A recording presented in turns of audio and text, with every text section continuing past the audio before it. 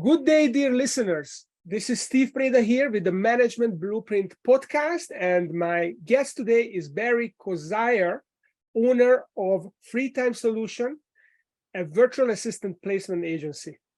Barry, welcome to the show. Thanks. Yeah, thanks for having me. I really appreciate it. So Barry, you've got a really interesting story because your father was a serial entrepreneur himself, and many cases when someone, at least this is how it played out in my family, when you have a successful parent, then kids can feel intimidated, and then they leave for other pastures and try their strength in other areas. But you actually stayed and became an entrepreneur yourself. So tell me a little bit about your journey. Yeah, I mean, well, there certainly was some parts where it could have been intimidating, and it was. There were some times when I was growing up where it was intimidating. The idea of doing as well, or as he did, was definitely a thing. But I think now it would be. I was just thinking about him the other day. How it would be. I think I'm going to dedicate my book to him because we're kind of reached the point where it's like, okay, now I definitely know that I could help you. And we could learn together if he was around today. That'd be amazing. But basically, he was a salesman and a manager from when I was born. I mean, he moved from a really small town called Galesburg, Illinois, to not that much a small city called Peoria, Illinois. And he was put in charge of a department store, clothing store for men and women, and he ran that for a number of years, and then eventually, but he was a salesman, so he inspired me. And so I had little businesses when I was growing up. I think I was out selling door to door stuff from school, 8 years old, and so I could win contests and get money from those, and had other little businesses that I started, and all these different entrepreneurial ideas. And then I grew up. As I grew up, then he ended up starting his own business and starting a number of businesses and employing quite a few people. I don't think I'm quite there yet where I've employed as many people as he did at his pinnacle. But anyway, so it was it was pretty amazing. So he had all these businesses, and he's quite an inspiration for that. I ended up working for him in customer service and also in marketing. Back in the days when you had to drive over to the graphic designer's office to get the graphic design work. So that was a while back. It was back in the 80s or something like that. And so but anyway, it was great working for him. I learned a lot about with the internet. I developed my first website with him. We developed a website and a shopping cart back in the 1990s, as a matter of fact, when I worked for him, and I took charge of those projects. So I definitely got my start in marketing at an early age. And then I broke out on my own and went to work. I did a few other different sales gigs, including work for a publisher, and then worked for a nonprofit for about 20 some years. And doing community outreach for them, and that was incredible. I really enjoyed that. I got my hands into a lot of different types of marketing, large scale and small scale marketing, also running teams and running groups of volunteers, and that was fantastic. Then about halfway through that, I figured out that hey, you know what, I really need to make some money. So so I started my own business. And the business, I started a marketing company, and we used remote personnel. We used freelancers a lot of the time for some of the work that we did. And my wife and I ran that company, and I did that job full time while also doing a marketing company. So that was exciting. I had 2 full-time jobs until we grew that business up to a certain point. And we actually sold our first marketing company in St. Louis that we had for about 10 years. Moved down here to Clearwater, Florida, where we are today. And we opened a new marketing company, but also opened a virtual assistant agency, because we decided that we were doing so well with running people and establishing great personnel and picking great personnel and putting together systems. We decided we wanted to help other businesses to do that, because that's sort of the name of the game, is to help small businesses expand. So yeah, so we started that. My wife has kind of coached me and worked with me all along. She's great. She's a great teammate. And yeah, and she's a full-time author now. And she's doing her thing while I do this. And so we've got this great virtual assistant agency. We've actually got 2 of them, and we're helping tons of businesses. Yeah, that's super exciting. And we I think we talked maybe a week ago or 10 days ago, and I was telling you that I'm just about to onboard a few of these virtual assistants myself. So, And so far, I'm very excited about the process. And you helped me as well with some pointers, what to do. First week, so about learning and then build the processes and go from there. And it really helped me. And I'm super excited. They are really enthusiastic. They seem to know their stuff, and they really want to learn. They want to do a good job. So I think it's a huge opportunity for small businesses to really tap into this resource. I think that's going to be the airplane fuel that can really give small business an edge that maybe big corporations don't have. So we talked about step 1 as being identifying the 20% that's the most important, and the 80% that's not so important, and you can outsource it. 20% you need to focus on. So what's the next step when determining what you can actually delegate to virtual assistants? good. So you really look at those particular tasks for one thing, and we even have like a list of those tasks that you can look at. We've got an ebook which the folks out there can get from you as well. It's called 249 things that a virtual assistant can do for you.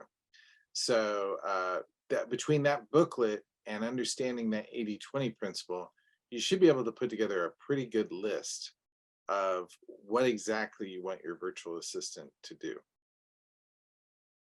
Okay. All right. So there are 239 different things. You put it together. So you now have defined those functions that you want them to do. Yep. So where do you go from there? Yeah, so basically, so you've defined those functions using the 80-20 principle and what we've talked about. One other point I'll mention too is which I went through and I explained, just the whole concept of that 20% and that 80%, right? Another thing you think about is the fact that your time is worth something. So you have some tasks that are like $10 an hour pieces of work, right? Some are worth $100 an hour, some are worth 1,000, and some of your time is worth $10,000 an hour sometimes. And you obviously want to do more of the $10,000 an hour time, and you want to offload and get somebody else doing the $10 an hour time. And heck, if you can get somebody to do some $100 an hour time too, that's or more, that's great as well. So that's another concept that you can think with as well, along with the 80-20 principle I just went over, and that list, and you really figure that you've got it nailed down exactly what kind of work you should hand over to somebody else. Yeah, I once read about this, that if you want to make $1 million a year, for example, there are 2,000 hours, work hours typically in a year. Yeah. So you basically have to make what is it, $5,000? No, it's $500 for each of those 10,000 hours, 2,000 hours.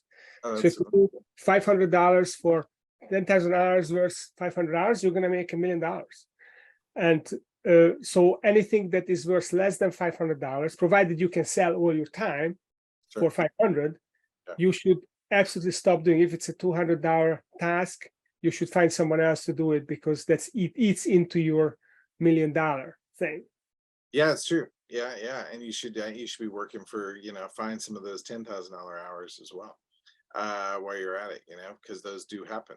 Sometimes those do happen. I mean, if you think about it, if you close a client who's going to pay you, X amount of money, every month for the next 12 months, the lifetime value.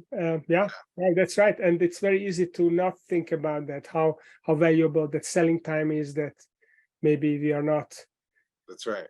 Spending. But when you write the book, that's even that could be even a bigger multiplier, because then this book could be selling for years on end, and without any time investment, further time investment from your part. Yeah, that's right. Oh, Yeah. yeah. And yeah, my virtual assistants are helping me, me and them, and we're putting together my whole book, which is great. So it's just they're helping me to bolster that 20%. They're Mhm, not taking the 80% off my plate, but they're helping me to bolster that 20%, mhm, those key items. But I'll tell you, the next thing is who. It's not, often people are like, how are we going to get this done? How are we going to, it's more about who are you going to get to do it. So we jump in, and what we do is we've already picked the country that we like to work with, for lots of good reasons that I already mentioned. Then we're also digging in with personality testing, so we can find out the right make sure those people have the right traits. Like we want a great communicator. We want somebody who's stable, who's aggressive, who's goal oriented, who's just a good person, and with all those traits. We do personality testing to make sure we've got those people. We also do IQ testing to determine if we have problem solvers, right? mhm, Whether the person's a problem solver, because we're interested in people that actually take initiative and solve problems. And then we do another test called aptitude testing, which aptitude testing measures a person's ability to follow instructions. And so we're really interested in whether or not that person can follow instructions well, because that is quite painful, to mhm, have to spend a bunch of time giving instructions and then having them followed incorrectly. That's mhm, not good. So we do that and some special interviews that we've constructed. And it's all about really finding a great person, right? Who's actually going to be, the right person for the job. mhm, So, and that's the next step. Um, so the next step after that right person going through that, um, is onboarding your assistant. So when you go into onboarding your assistant, there's a whole process which includes giving them access to your tools. I recommend a tool called LastPass. Um, Doing some training with them and even recording that training, having them learn about your business, and then laying out exact processes and procedures, mhm, that they're going to follow. A great little tip on the process and procedure thing, by the way, is have them write up the processes. If it's a brand new process that you haven't designed before, or you don't have written up already, actually have meetings, go over it with them, show it to them, record that meeting, have them then take that meeting, that recording, and create the process and show it to you. And it's a great way for you to double check if they understood, what it was what you were giving them. mhm. And then you can make some corrections before they start digging in. But that's brilliant time. I mean, when you think about that 80/20 and that value time, by the way, you've Mhm. taken the time to write up a process and train somebody. That is actually, at least $1,000 an hour time, because you're just going to get that time back again and again and again from that Yes. individual, and then taking the time to write up those processes as well, as you well know, is time that you get back again and again and again. So great. Yeah. So that's the next step that I find to be the next step of your journey of putting your team onto it. Okay. So number one is identify the 20% that really moves the needle that Mhm. you need to bolster. The 80%, you don't worry about it. You essentially focus on 20%. You bolster it. You then find the great people. You look at their IQ. You look at their aptitude, their personal testing. You do the special interviews, and then you identify these rock star employees.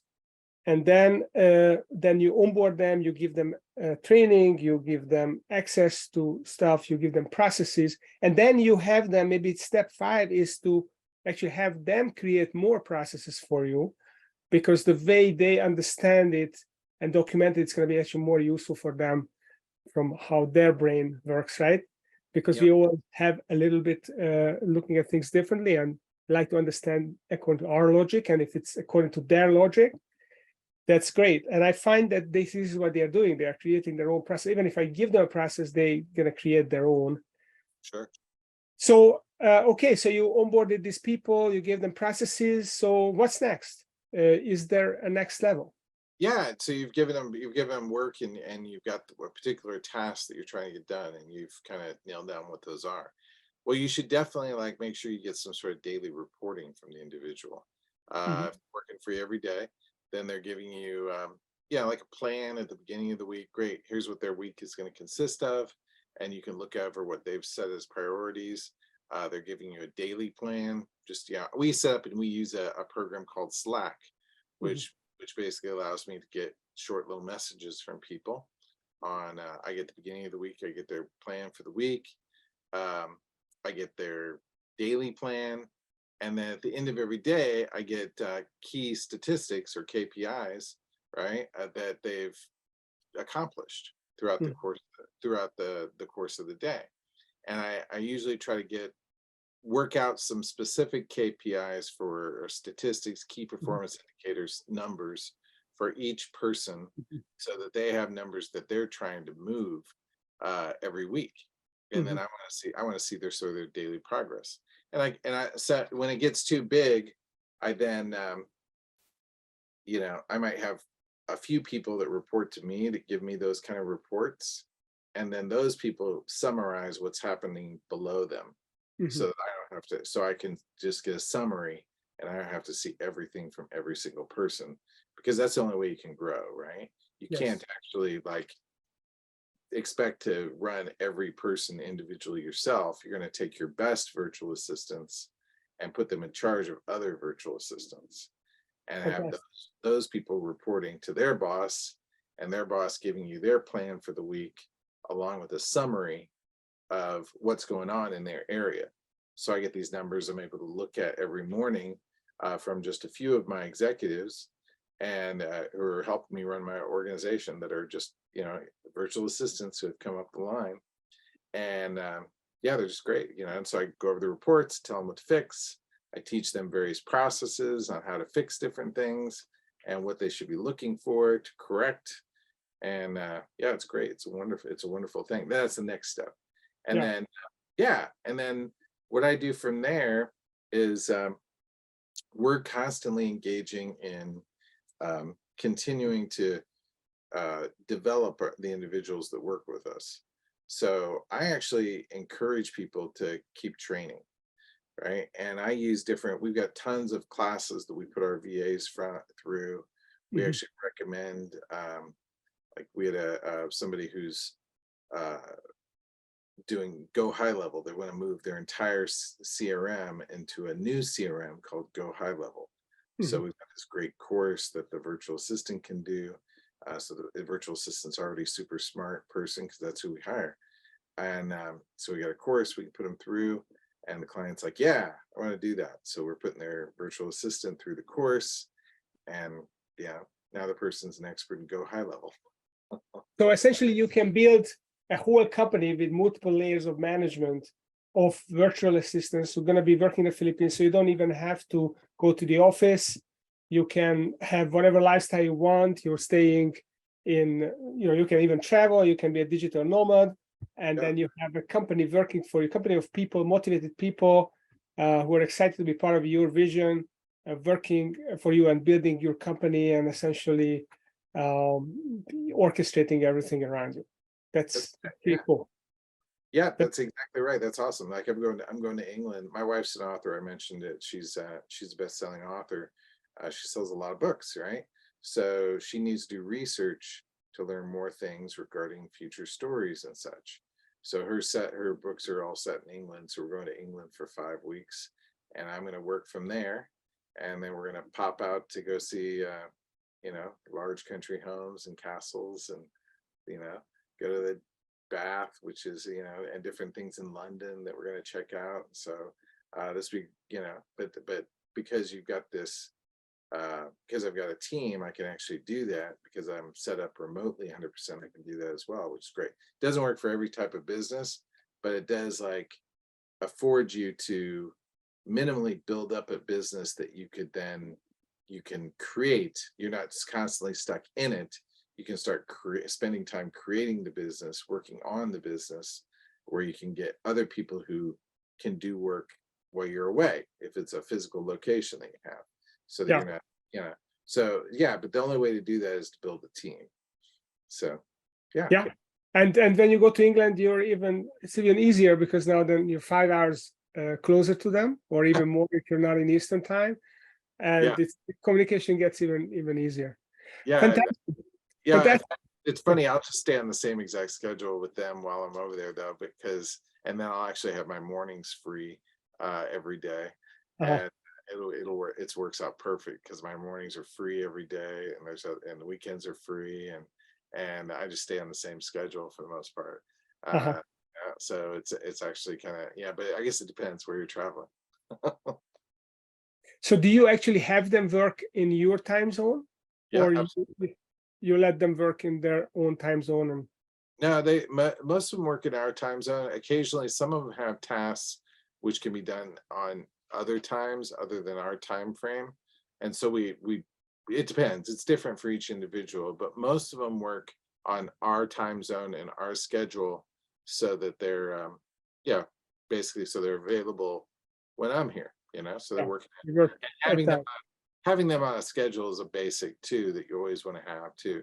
You want to give your virtual assistant a schedule, so that you can expect when they're clocking in, when they're clocking out. These are all the same basics that you would put in a business, any business.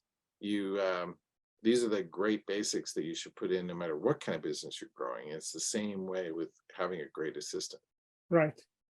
Okay, so a great framework, the delegation framework to virtual assistants. You can build the whole company below you, and it's much more cost efficient than if you had to hire people, $15 an hour or much higher, and you get really highly educated people in the Philippines and in other countries. I heard from one of my podcast guests who outsources a lot of writing to Kenya in Africa, that 60% of the population is college graduates in Kenya, which I couldn't believe, and that they're really good English speakers there, especially women can speak very good English in many cases. Yeah, no, Kenya is great. My wife's actually from South Africa, so we've actually had virtual assistants from South Africa, and we've also got people from Mexico. We focus on the Philippines, but we do also have a few others from a few other countries. So what's amazing is that we have 330 million people here in the US, but we have another couple 100 million working for US companies elsewhere, as in India, as outsourced employees, probably even more. So these people are all powering the US economy. This is quite mind-boggling. So if someone would like to follow in the pathway that you just outlined and add some virtual employees to their company, or want to learn more about you and what you do, where should they go? They can reach me at Barry at freetimesolutions.com, or not .com, there's no .com, Barry at freetime.solutions. And then I also I'll send you my email link for that. And then there's also the link that I just shared, which is that 249 Things booklet. Okay. I highly recommend downloading that. And that's a great place to start. So it's https freetime.solutions.download, or is it /download? I just threw it in the chat. /download, and then you can download the 239 different things that virtual assistants can help you with.